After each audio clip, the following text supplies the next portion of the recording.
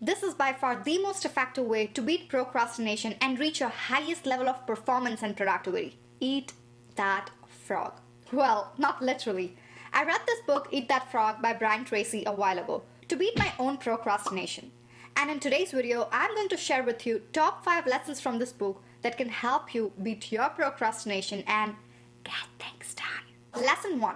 Practice creative procrastination. We all create long to-do lists, A little too long. and wish to complete it by the end of the day. Truth is, we cannot complete everything. So most people engage in unconscious procrastination, which means procrastinating without really thinking about it. As a result, we're more likely to put off big, valuable, important tasks that can have significant long-term consequences in our lives and career. And since we must procrastinate anyway, why not procrastinate on low-level tasks that don't serve much value, that can either be outsourced, automated, or eliminated altogether? In other words, focus on what matters. But how do you decide on what matters? That's where second lesson comes into picture. Lesson 2, 80-20 rule. I've already explained this principle before in my previous video, but I'll do it again for you. This is Pareto principle, which says 20% of the activities will account for 80% of the result.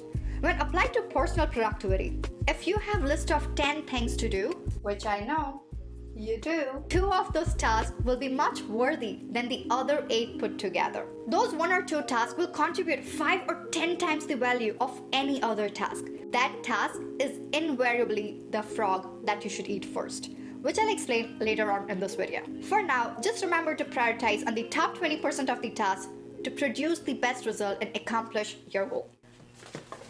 If you're liking what you're watching so far, make sure to hit the subscribe button to my channel and like this video. Lesson 3, plan every day in advance. Okay, I know you have heard this a lot, but it works. Take a pen and paper and make a list of everything that needs to be done in the next 24 hours. But this time, keep it short. I would say not more than 5 tasks. In fact, research in the field of psychology says that the first 10% of the time that you spend planning and organizing the work before you even begin can save you as much as 90% of the time in getting things done once you get started. So yes, planning is necessary and positive thing that can dramatically boost your chances of success.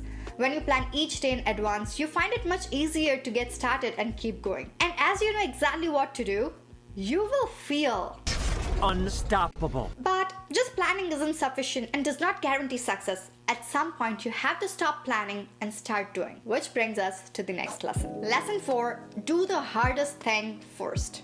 The question we all wonder as we sit at our desk is, what should I do first? Let me say it. Eat that frog. That's the worst explanation I've ever heard.